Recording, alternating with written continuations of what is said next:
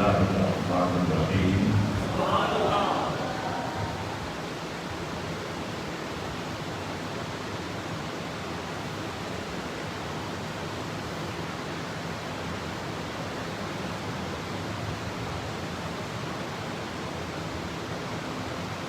واعبد ربك حتى يأتيك اليقين صدق الله مولانا العظيم وصدق رسوله النبي الكريم الأمين بلغ الهدى بكماله كشف الدجى بجماله حسن جميع خصاله صلوا عليه وآله اللهم صل على سيدنا محمد وعلى آل سيدنا مولانا محمد وبارك وسلم عليه. السلام والسلام عليك يا سيدي يا رسول الله وعلى آلك وأصحابك يا سيدي يا حبيب. السلام علیکم ورحمۃ اللہ وبرکاتہ. کوشش کرنی ہے اللہ کا نام اس جذب و مستی سے لیں. ادھر آپ مل کر کہیں اللہ، ادھر اللہ کی بارگاہ سے جواب آئے لبیک یا عبدی.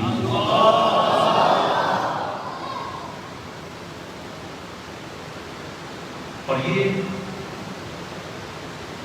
اگر ہم چاہتے تو ممکن نہیں تھا، لیکن کیونکہ یہ اللہ کی چاہت ہے کہ میرا بندہ مجھے پکارے،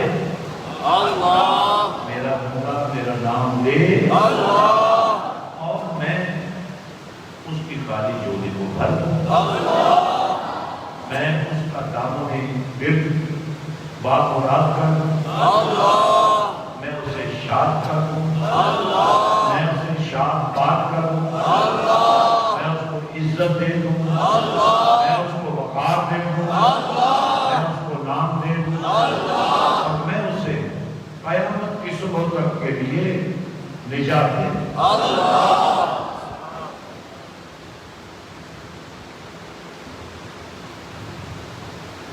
آذان دیکھ لیں، اقامت دیکھ لیں، نماز دیکھ لیں، حج دیکھ لیں، کوئی بھی عبادت دیکھ لیں، اس میں اللہ کے نام کو ہی بلند کرنا ساری عبادتوں کی جان بھی ہے اور روح بھی ہے.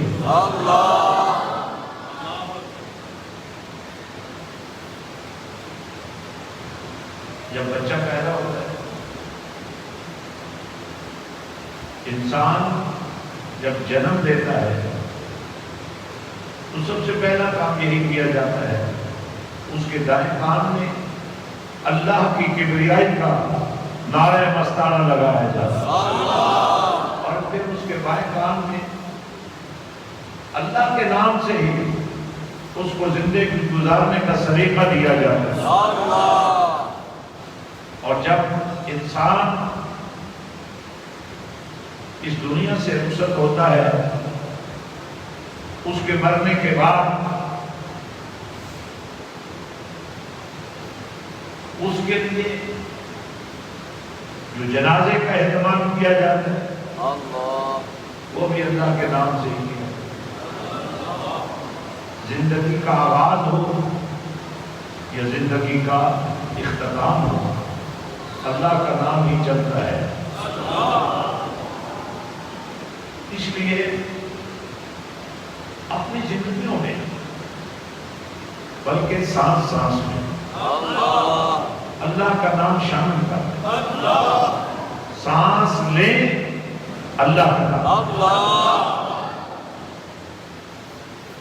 فاذکرونی اذکرکم واشکروا لی ولا تکفروا.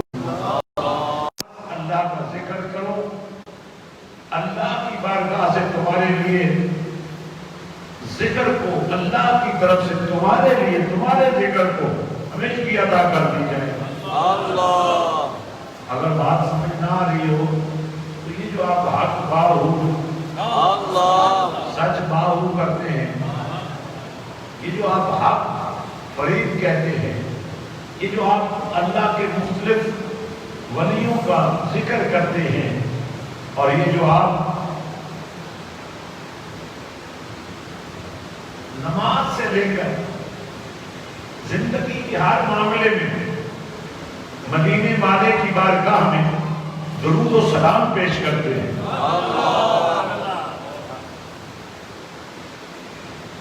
تو جب آپ درود و سلام پیش کر رہے ہوتے ہیں تو آپ اللہ کی شانوں کو خراج محبت پیش کر رہے ہوتے ہیں کہ سب تو مر گئے, ہر ایک کو مرنا ہے, لیکن مدینے والے تیری شان پہ قربان جاؤ. بظاہر آپ نے بھی موت کا ذائقہ تو چکھا ہے, لیکن آپ کی بارگاہ وہ ہے جس میں صرف بندوں کی طرف سے نہیں, اللہ کی طرف سے بھی کوئی لمحہ ایسا نہیں ہے, کوئی گھڑی ایسی نہیں ہے جب اللہ کی بارگاہ سے نبی تک درود و سلام نہ پہنچتا ہو.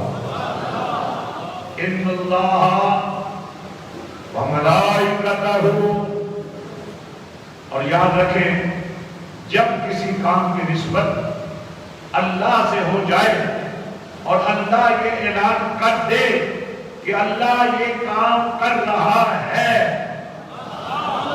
تو پھر وہ رکنے والا نہیں ہوتا, کیونکہ رکتا تو وہ ہے جو تھکتا ہو, اور اللہ تو پاک ہے ہر عیب سے, ہر کمزوری سے, ہر خامی سے, بلکہ اللہ تو وہ ہے جس نے اپنے نبی کو بھی ہر خامی سے پاک عطا کر دیا. یعنی آپ دیکھیں, غور کریں, ہر بچہ جب پیدا ہوتا ہے تو ایک طریقہ کار ہے, ماں حمل سے ہوتی ہے, 9 مہینے بچہ ماں کے بدن میں رہتا ہے, پھر وہ جنم لیتا ہے, پھر وہ پیدا ہوتا ہے.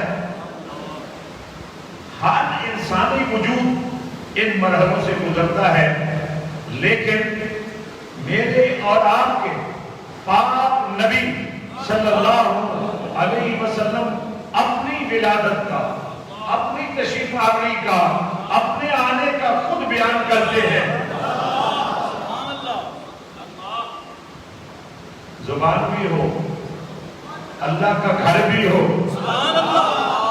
اور اہل ایمان کا اجتماع بھی ہو, کیسے ممکن ہے کہ اللہ کا نام نہ ہو؟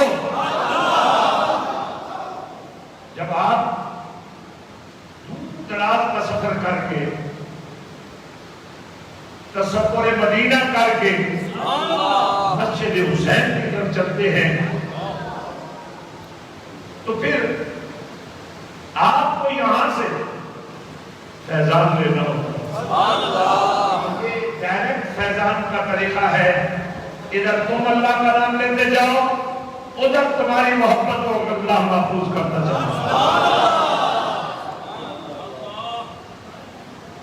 اہل اسلام بھائیوں, مدینے کے تاجدار, میرے اور آپ کے آقا مولا اللہ کے محبوب, پوری کائنات کی مغفرت کے علم بردار, پوری کائنات کی بخشش کی سفارش کرنے والی ذات, آپ فرماتے ہیں جب میں پیدا ہوا,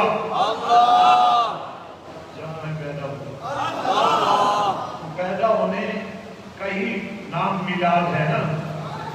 یعنی کتنے خوش نصیب ہیں آپ, آپ کی محفل کا نام, آپ کی کی محفل کا عنوان اللہ آپ کی محبتوں کا عنوان اللہ مدینے والے کا ذکر ہے. کبھی یہ میلاد کی شکل اختیار کرتا ہے, کبھی یہ معراج کی شکل اختیار کرتا ہے, کبھی یہ محفل ذکر کا عنوان ہوتا ہے, اور کبھی درود و سلام کا پیغام ہوتا ہے. میرے اور آپ کے پاک نبی صلی اللہ علیہ وسلم فرمایا, لوگوں اللہ جب میں پیدا ہوا, اللہ جب میرا میلاد ہوا, جب میری ولادت ہوئی, جب میں اپنی ماں کے بطن سے ظاہر ہوا اور میرے قدم زمین پر لگے, اللہ نے ساری زمین کو پاک کر دیا, مسجد بنا دیا. اس سے پہلے زمین پر ہر جگہ پر عبادت کی اجازت نہیں تھی. مخصوص مقامات کو اللہ پاک شرائط کے ساتھ عبادت کے لیے قبول فرماتا تھا, لیکن میرے اور تیرے نبی کی ولادت نے, میرے اور تیرے نبی کے میلاد نے, میرے اور تیرے نبی کی آمد نے ساری زمین کو پاک بھی کر دیا, مسجد بھی بنا. آپ دفتر میں بیٹھ کر بھی نماز پڑھ سکتے ہیں, گھر میں رہ کر بھی نماز پڑھ سکتے ہیں. اب آپ کھیتوں میں ہل چلاتے ہوئے نماز پڑھ سکتے ہیں. اب آپ ہاسپیٹل میں نماز پڑھ سکتے ہیں, کیونکہ میرے نبی کی ولادت نے, میرے نبی کے میلاد نے, میرے نبی کی آمد نے, میرے نبی کی محبت نے, میرے نبی کی نسبت نے زمین کو پاک بھی کر دیا ہے اور مسجد بھی بنا دیا. اب جب ہم عبادت کرتے ہیں تو عبادت اللہ کے لیے,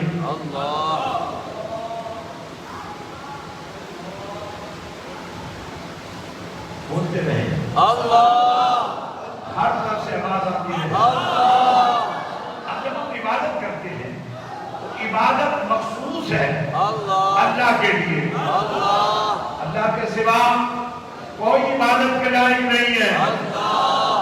لیکن نماز جو اسلام کا ایک اہم ستون ہے, جب ہم نماز پڑھتے ہیں تو عبادت کا معیار بدل جاتا ہے, عبادت کی کمال شکل ہمارے سامنے آتی ہے. کیونکہ کبھی ہم جھکتے ہیں تو کبھی ہم سر زمین پر لگاتے ہیں, کبھی ہم اس کو راضی کرنے کے لیے قیام کرتے ہیں, اور پھر اس کا نام لے لے کر, اس کا ذکر کر کر, اس کی توجہ حاصل کر کے جب ہم اپنے نماز کے کمال کی طرف آتے ہیں, یعنی اختتام کی طرف آتے ہیں, وہ آواز آتی ہے, سجدے تو کر لیے تم, میرا نام تو تم نے لے لیا, میری حمد تو تم نے بیان کر دی, میرا ذکر تو تم نے کر لیا. اب میں چاہتا ہوں یہ جو تم نے عبادت کی ہے, یہ جو تم نے اذکار کیے ہیں, یہ جو تم نے تلاوت کی ہے, یہ جو تم نے اللہ کا نام لیا ہے, یہ جو عبادت کا نور تیار ہوا ہے, اب اس کو جاگ لگ جائے. اب اس کو جاگ کیسے لگے؟ نماز عبادت ہے, لا ریب لا شک. نماز عبادت ہے, اس کی نیت سے لے کر بول کر بتا. سونے کے لیے تو گھر بھی بہت اچھا انتظام ہے. اب تم خدا کی کبریائی کے نعرے لگاتے ہیں. جب نماز کا آغاز کیا تو اللہ اکبر, جب جھکے تو اللہ اکبر, جب سر سجدے میں گیا تو اللہ اکبر. یہ آپ اللہ کا نام لیتے لیتے, حمد کرتے کرتے, ثنا کرتے کرتے, قرآن کی تلاوت کرتے کرتے, اب جب تم نماز کے سارے چکے اور یہ اللہ کے پیار کا دودھ تیار ہو گیا تو اللہ نے فرمایا اب اس میں میرے نبی کے درود و سلام کو شامل کرو تاکہ تمہاری عبادت میں روح بڑھ جائے، تمہاری عبادت میں جان بڑھ جائے، جو تم نے سجدے کیے ہیں ان کی قیمت بڑھ جائے۔ تو نماز ایک مکمل عبادت کا حسن ہے۔ پینے والے کے درود کو بھی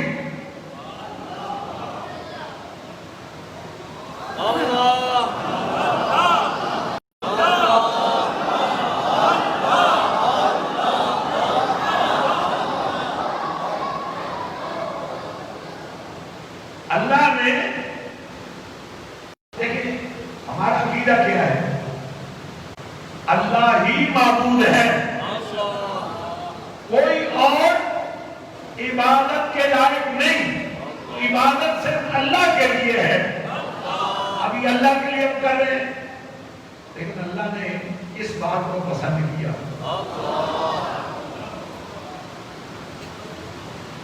کہ میری عبادت میں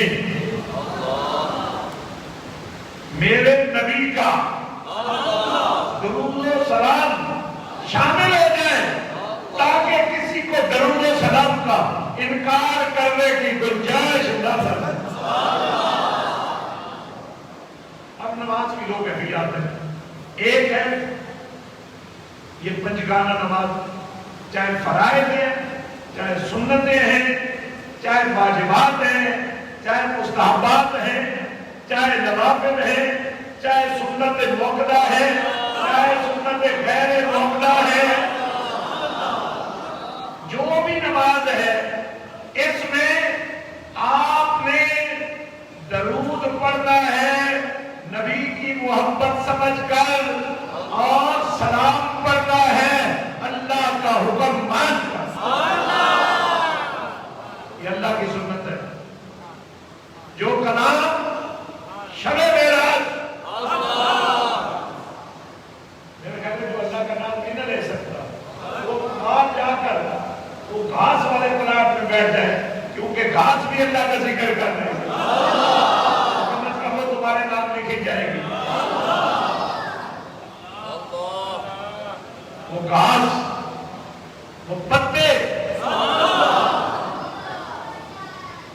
میرے نبی نے ایک کھجور کی شاخ کو جو سرسبز تھی دو ٹکڑے کیا، سامنے دو قبریں تھی، ایک کو ایک قبر میں لگایا، دوسری کو دوسری قبر میں لگایا۔ صحابہ کرام نے عرض کیا یا رسول اللہ صلی اللہ علیہ وسلم یہ عمل جو آج آپ نے کیا ہے اس کے پیچھے کیا ہے؟ فرمایا ان قبر والوں پر عذاب ہو رہا ہے۔ اور یہ جو کھجور کی سرسبز ٹہنیاں میں نے لگائی ہیں جب تک یہ سرسبز رہے گی یہ اللہ کا نام لیتی رہے گی، اور جو یہ اللہ کا نام لیتی رہے گی اس کی وجہ سے ان پر جو عذاب آیا ہوا ہے وہ ٹلا رہے گا۔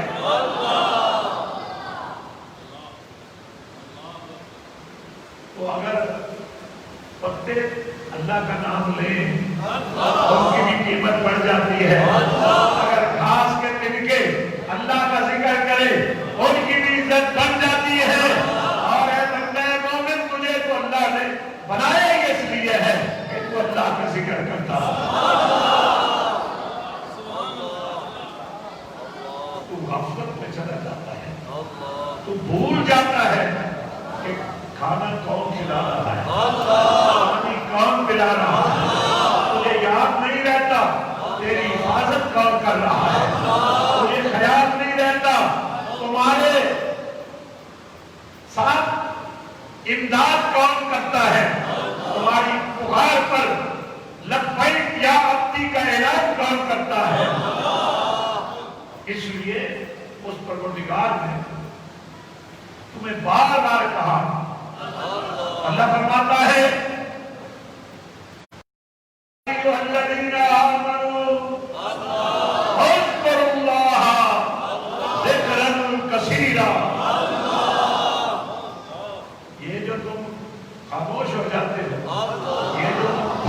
جاتے ہو اور وہ بھی اللہ کے گھر میں بیٹھ کر یہ تم بے ہوش ہو جاتے ہو بلکہ کبھی کبھی فوت بھی ہو جاتے ہو.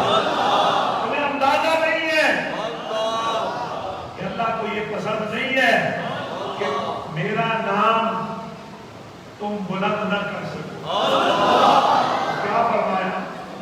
اے ایمان والو، کلمہ تو بہت لوگوں نے پڑھا ہے لیکن غدار بھی بہت ہے، باغی بھی بہت ہے.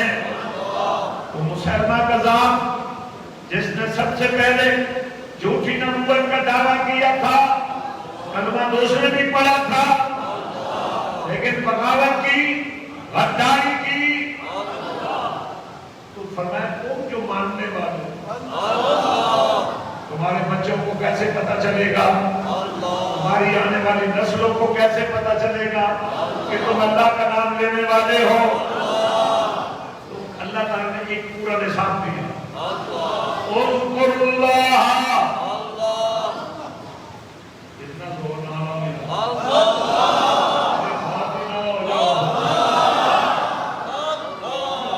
ویسے اللہ کا نام لیتے لیتے اگر بندہ فوت ہو جائے تو وہ موت زندگی بنتی. فرمایا اذکر اللہ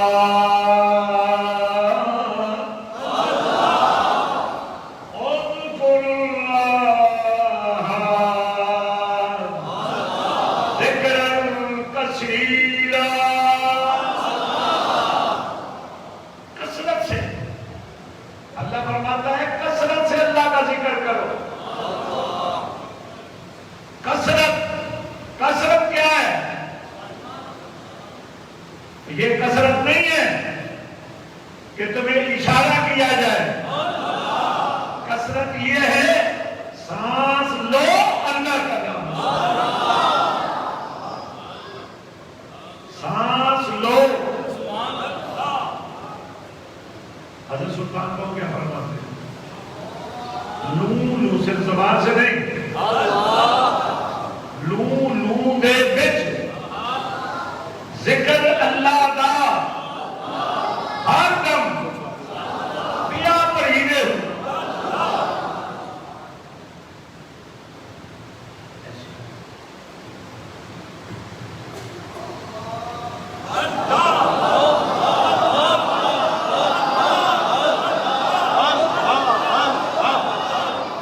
اچھا دیکھیں،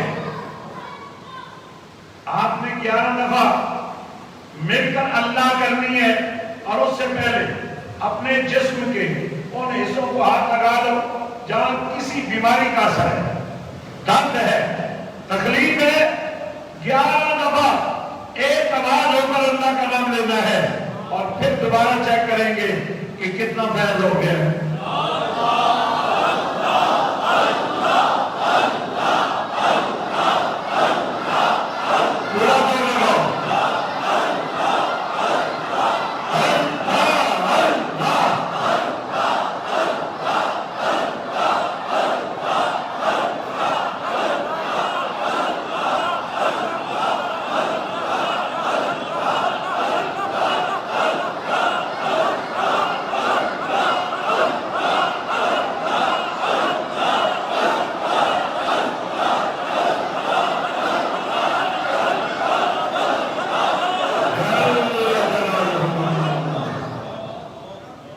اب پھر ہاتھ لگائیں، اپنے وجود کو اچھی طرح چیک کریں.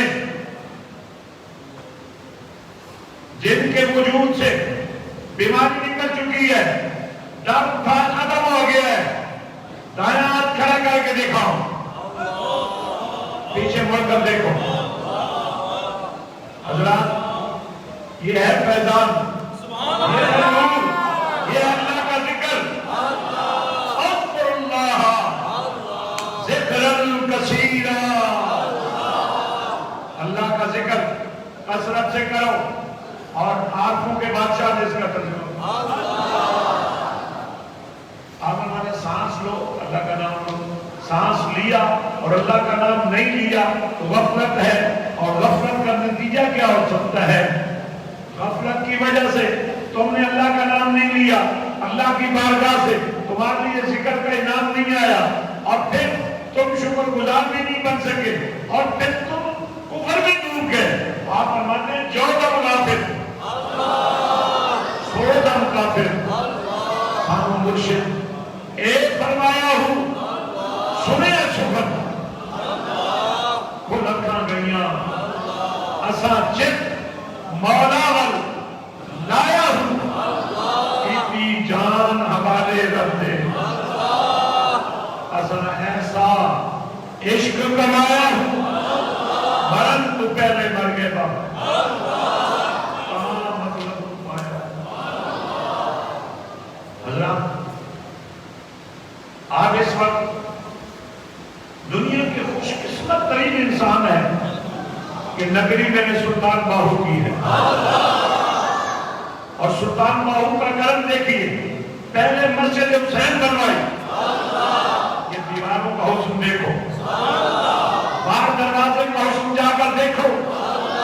پھر یہ مسجد حسین سجانے کا حکم دے دیا. تو آپ کیا سمجھتے ہیں اس کا نام مسجد حسین ہو اور کوئی بیمار آئے اور شفا نہ لے جاتا, کوئی مجبور آئے اور پھر خالی جھولی لے کر چلا جائے. یہ جو مسجد کی دیواروں پر یہ جو حسن چھایا ہوا ہے, تو آپ کیا سمجھتے ہیں جس کی طرف سے اس حسن کو بڑھانے کے لیے حصہ آیا ہے قیامت کے دن یہ مسجد حسین اس کے ایمان کی گواہی نہیں دے گی. آپ ذرا سوچ کر بتائیں. آپ اپنے آپ سے پوچھیں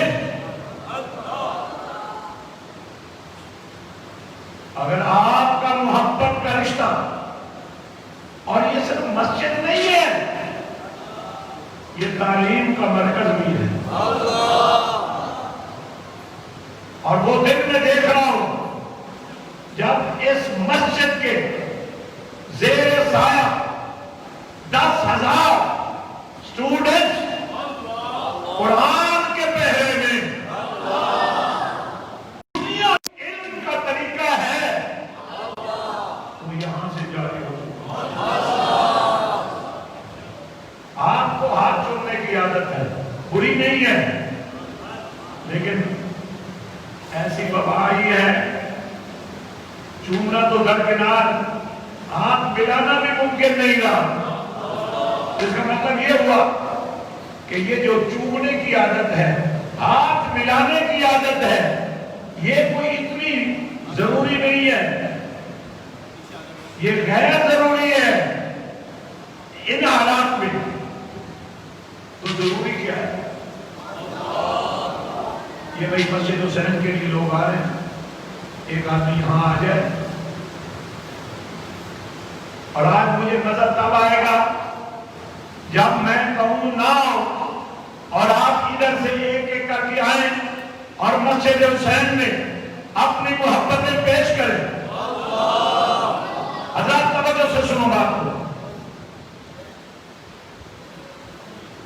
یہ کتنا بڑا اعزاز ہے. عیدوں تو تمہارے گھر کو بھی رکھنی ہے, گلاب تو تمہارے گھر کو بھی رکھتے ہیں.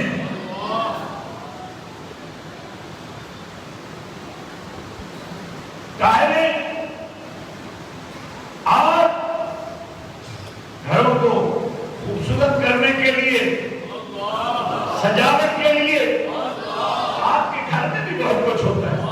اور آپ کتنے شوق سے کھڑے ہو کر مجھے جمعہ پڑھنا ہے, ہم نے تو صرف ایک بات آپ کو سنانا چاہتا ہوں.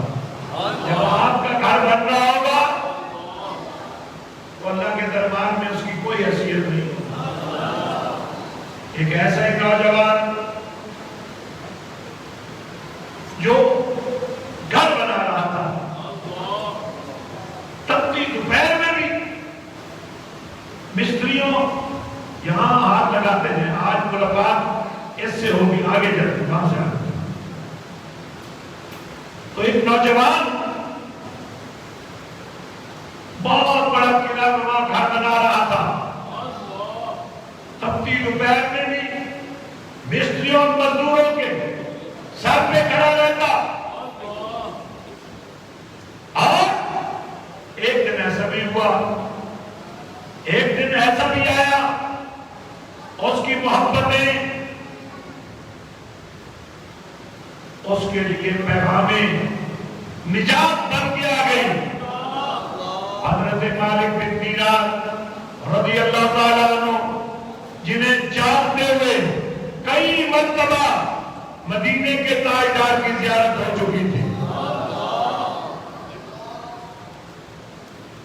حضرات اگر ادھر سے ایک ایک کر کے آئے اور چلتے جائیں, آپ تھوڑا پیچھے ہو جائیں, وہاں کھڑے. حضرت مالک بن دینار اپنے درویش کے ساتھ اس گاؤں سے گزر رہے ہیں. جب اس نوجوان کے پاس سے گزرے اور اس کے شوق کو اور مکان کی محبت کو دیکھا, وہ اپنے ساتھی سے کہنے لگے, اس نوجوان کو شاید اندازہ نہیں ہے, پتہ نہیں ہے, اس کو شاید خبر نہیں ہے کہ یہ گھر بن جانے کے باوجود بھی اس کو رہنا نصیب نہیں ہوگا. جو بیٹھے ہیں وہ فوت نہ ہو جائیں, نام لیتے رہیں. حضرات گرامی, حضرت مالک بن دینار نے اپنے ساتھی سے فرمایا, کاش اسے خبر ہوتی جس محبت سے یہ گھر بنا رہا ہے اس کو رہنا نصیب نہیں ہوگا.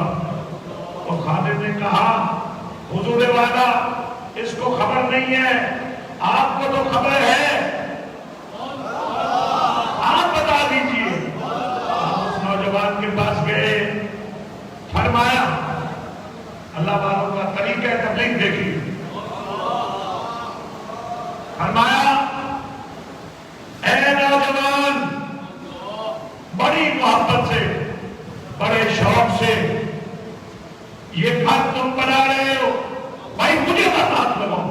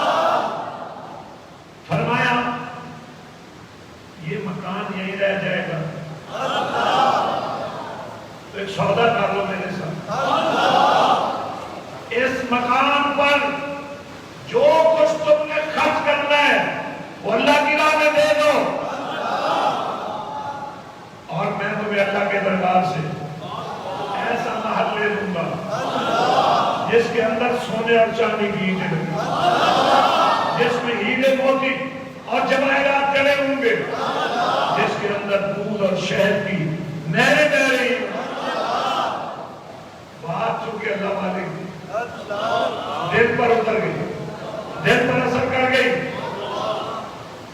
آنکھوں سے آنسو جاری ہو گئے، سارا مال ان کے قدموں میں ٹھہر کر دیا، اور اللہ کے ولی نے کھڑے کھڑے سارا کچھ تقسیم کر دیا۔ جب چلنے لگے تو اس نوجوان نے کہا حضور والا میں نے اتنا بڑا سودا کیا ہے، کوئی مجھے سند تو دے دے۔ آپ نے کاغذ کا ایک پرزہ لیا، اس پر لکھا اللہ کا بندہ مالک بن دینار فلاں ابن فلاں سے وعدہ کرتا ہے کہ اللہ کے دربار سے ایسا محل لے کر دوں گا جس میں دودھ اور شہد کی نہریں بہتی، جس میں سونے اور چاندی کی اینٹیں لگی ہوں۔ نیچے اپنے دستخط کر دیے اور تشریف لے گئے۔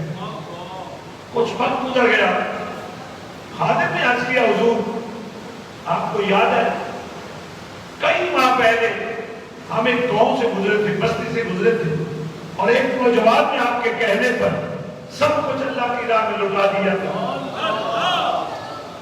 اور آپ نے اس کو ایک کاغذ کے پرزے پر اللہ سے ایک مال لے کر دینے کا وعدہ کیا۔ کاغذ وہی ہے جو آپ نے اس کو دیا تھا، وہ مجھے آج مسجد کی محراب سے ملا ہے۔ آپ نے کاغذ کا پرزہ لیا، کاغذ وہی تھا، عبارت بدلی ہوئی تھی، اور اس پر لکھا تھا اللہ کے بندے مالک بن دینار نے اس سے جو وعدہ کیا تھا اللہ نے اس سے بھی بڑھ کر اس کو عطا کیا۔ آپ نے فرمایا تیاری کرو سفر کی، ہم اس نوجوان کی خبر گیری کریں گے۔ وہاں تشریف لے گئے، پتہ چلا کہ 3 دن پہلے اس کا انتقال ہو چکا ہے۔ اہل علاقہ سے فرمایا کوئی ایسی بات جو تمہارے لیے نہیں ہو؟ کہنا کہ ہاں، جب اس کا آخری وقت آیا تو اس نے ایک کاغذ ہمیں دیا اور کہا کہ جب مجھے دفن کرنے لگو تو یہ کاغذ میرے کفن کے اندر رکھ کر اسے دفن کر دینا، اور ہم نے ایسا ہی کیا۔ اب جب آپ نے کاغذ نکال کر ان کے سامنے رکھا تو ان کی چیخیں نکل گئی، کہنے لگے اللہ کی عظمت کی قسم ہے یہ وہی کاغذ ہے جو ہم نے اس کے کفن کے اندر دفن کر۔ آج آپ جانور خریدیں، آج آپ جنس خریدیں، آج آپ مال خریدیں، ناپ تول کر، میں کہتا ہوں اللہ کے ساتھ سودا کرو، مدینے والے کے ساتھ سودا کرو، عاشق بنو، ایسے مرید نہ بنو جو مریض ہوتے ہیں، ایسے مرید بنو جو عاشق ہوتے ہیں۔ حضرت عمار بن یاسر کی بات ابھی آپ نے سنی، بلال کا ذکر نہ کیا جائے کسی مجلس میں تو وہ مجلس مکمل نہیں۔ صدیق اکبر آپ جب اٹھ کر آ رہے تھے تو میری نگاہوں میں صدیق اکبر کا سراپا پھر رہا، فاروق اعظم کا سراپا پھر رہا تھا۔ میرے مدینے والے آقا فرماتے ہیں اگر میں چاہوں میں اشارہ کروں یہ پہاڑ سونا ہو جائے، لیکن مدینے والے نے جب بھی وقت جہاد آیا، جب بھی مسجد نبی کی تعمیر آئی، مسجد قباء کی تعمیر آئی، جب بھی کوئی نیکی کے کام کی بات آئی تو مدینے والے نے اپنے عاشقوں کو پکارا، فرمایا اللہ کی راہ میں دینے والوں میرے کہنے پر دو گے تو قیمت بڑھ جائے۔ حضرات ہم دیکھتے ہیں، اسے میں آخری ایک منظر پیش کر رہا ہوں، ہم دیکھتے ہیں امیر المومنین سیدنا فاروق اعظم اپنے گھر سے نکلتے ہیں تو یہ خیال کرتے ہیں کہ ہر دفعہ صدیق اکبر بازی لے جاتے ہیں. آج میں کوشش کرتا ہوں گھر کا مال 2 حصوں میں تقسیم، آدھا گھر والوں کے لیے رکھا، آدھا لے کر نبی کی بارگاہ میں آ گئے. اگلی عبادت بھی کبھی نہیں پوچھا تھا، آج پوچھ لیا. عمر کیا لائے؟ کہا حضور والا گھر میں جو کچھ تھا 2 حصے کر دیے، آدھا گھر والوں کو دے دیا ہے، آدھا آپ کی بارگاہ میں پیش کر دیا.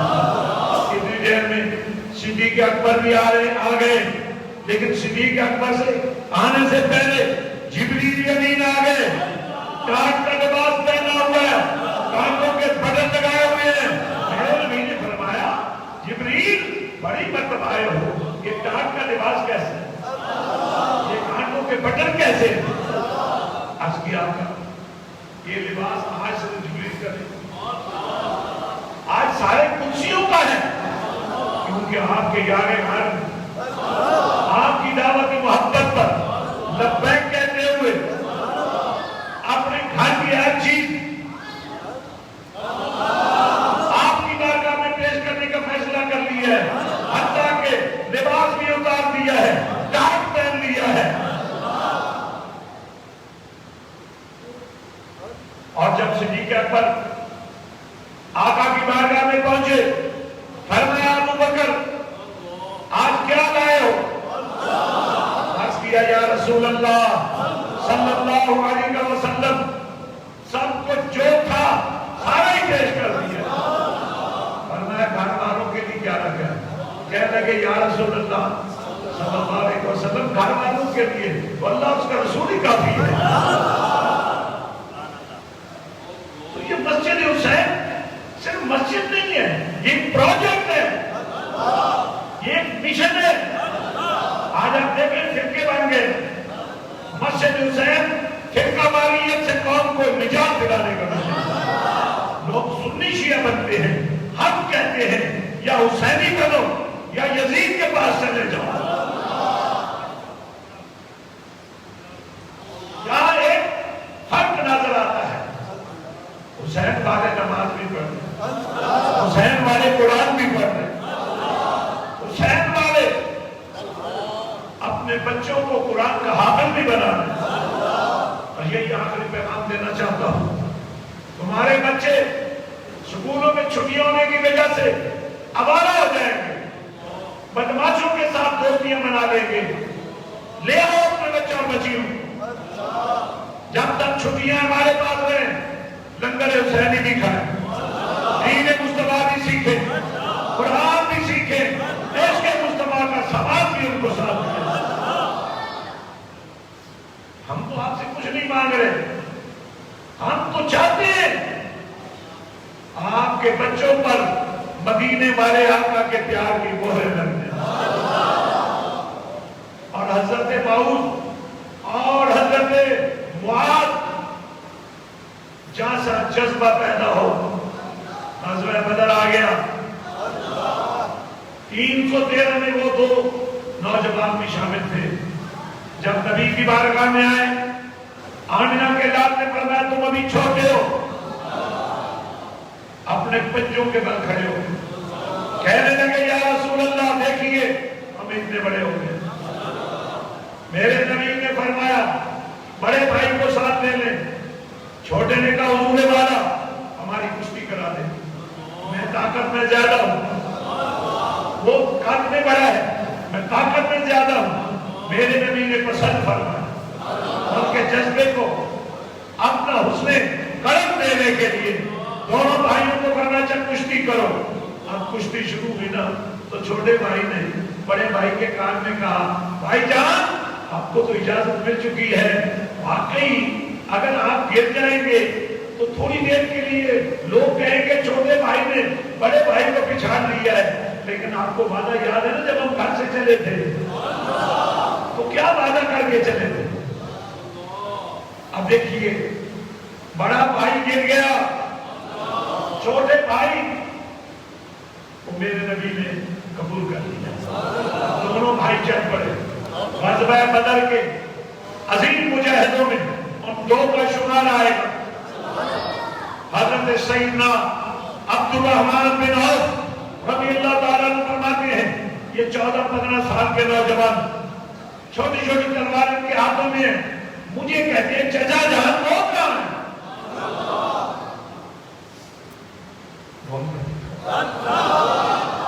زور جذبہ دکھاؤ۔ حضرت عبد الرحمن بن عوف فرماتے ہیں مجھے دونوں کہنے لگے وہ کہاں ہے؟ فرمایا تم کس کی بات کر رہے ہیں؟ کہنے لگے وہ جو ہمارے نبی کو گالیاں دیتا ہے، وہ جو ہمارے نبی کا گستاخ ہے، وہ جو ہمارے رسول کی شان کم کرتا ہے۔ تو ابو جہل کو ہم پوچھ رہے ہیں، انہوں نے فرمایا بیٹا وہ تو بڑا جابر ہے، طاقتور ہے، شاہ سوار ہے، تم اس کے ساتھ کیسے مقابلہ کرو؟ جواب انہوں نے کیا کہا؟ قسم کھائی ہے۔ دونوں بھائی کی کیفیت کیا تھی؟ اگر آج میں آپ کے بچوں کی بات کر رہا ہوں، آپ کی بچیوں کی بات کر رہا ہوں تو اس لیے کر رہا ہوں کہ تمہارے پاس رہ کر یہ اس دنیا میں پھنس جائیں گے جس میں عزتوں کی نیلامی ہوتی ہے، جس میں رشتوں کا تقدس پامال ہوتا ہے۔ یہاں آ جائیں گے تو عاشق مصطفیٰ بن جائیں گے۔ تو کیا کہا بچوں نے؟ قسم کھائی ہے مر جائیں گے یا ماریں گے باری کو، سنا ہے گالیاں دیتا ہے رسول باری کو۔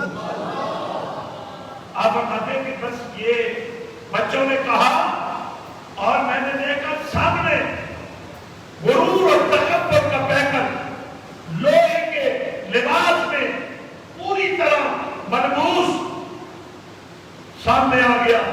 میں نے اشارہ کیا وہ ہے تمہارا دشمن۔ ایک بھائی نے آگے بڑھ کر گھوڑے کی ٹانگ پہ وار کیا، دوسرے نے گرتے ہوئے میں جہل کی گردن پر وار کر کے اس کا سار کاٹ کر نبی کے قدموں میں رکھ دیا۔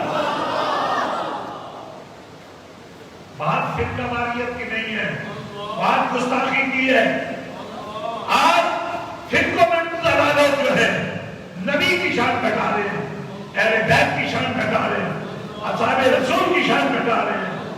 اور مجھے آپ کے بیٹے اور بیٹیاں اس لیے چاہیے کہ میں نے عاشق رسول بنا، میں ان کی رگوں میں دوڑنے والے خون کو دنیا کی محبت سے پاک کر کے خدا اور مصطفیٰ کے عشق کا متوازہ کروں۔ میں چاہتا ہوں آپ ارادہ کر کے جائیں، آپ کے ہر بیٹے اور بیٹی کو حافظ قرآن بننا ہے، آپ کی آنے والی نسل کو قرآن کا جھنڈا اٹھانا ہے، آپ کی آنے والی نسل کو مدینے والے کا نوکر بننا ہے۔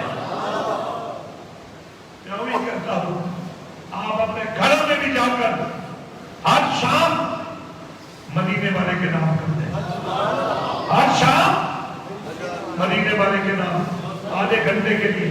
آپ کے گھر میں بہت کچھ ہوتا ہے، سب کچھ چلتا ہے، گالیاں چلتی ہیں، غیبت چلتی ہے، جھوٹ چلتے ہیں اور ڈرامے گانے پر بھی کیا کیا چلتے ہیں، لیکن آدھے گھنٹے کے لیے اپنے گھر کو نبی کے نام آدھے گھنٹے کے لیے مرد عورتیں چھوٹے بڑے دسترخوان درود و سلام سجا کر ایک چادر اسی کا نام دسترخوان درود و سلام کر اس کے ارد گرد بیٹھ جاؤ، ماں بھی اور بیٹے بھی، باپ بھی اور بیٹیاں بھی، بھائی بھی اور بہنیں بھی، وہ بہو بیٹیاں بھی جن کی گودوں میں چھوٹے چھوٹے دودھ پیتے بچے ہیں، تاکہ درود کی لوریوں میں ان کی رگوں میں جانے والا دودھ خون نہ بنے، عشق رسول بنے، خوف خدا بنے۔ اور انشاءاللہ آپ اس سفر میں شریک ہو جائیں، مرکز درود کا نمبر لے جائیں، وہ سامنے لکھا ہوا روزانہ ہمارے پاس 22 کروڑ درود جمع ہوتا ہے۔ آپ کا 1000 یا 2000 کچھ زیادہ نہیں ہے، لیکن جب یہ 22 کروڑ میں شامل ہو جائے گا تو تو یہ بھی 22 کروڑ بن جائے گا. اللہ تعالیٰ مجھے اور آپ کو توفیق عطا فرمائے کہ مدینے والے کے عشق کا جھنڈا اٹھا سکے, مدینے والے کے پیار کا جھنڈا اٹھا سکے, محمد ناموس رسالت کا جھنڈا اٹھا سکے, قرآن کا جھنڈا اٹھا سکے, مدینے والے کے پیار کا جھنڈا اٹھا سکے, اور ہماری آنے والی نسلوں کو یہ پتہ چل جائے کہ ہماری زندگی گالیوں سے نہیں, عشق مصطفیٰ سے.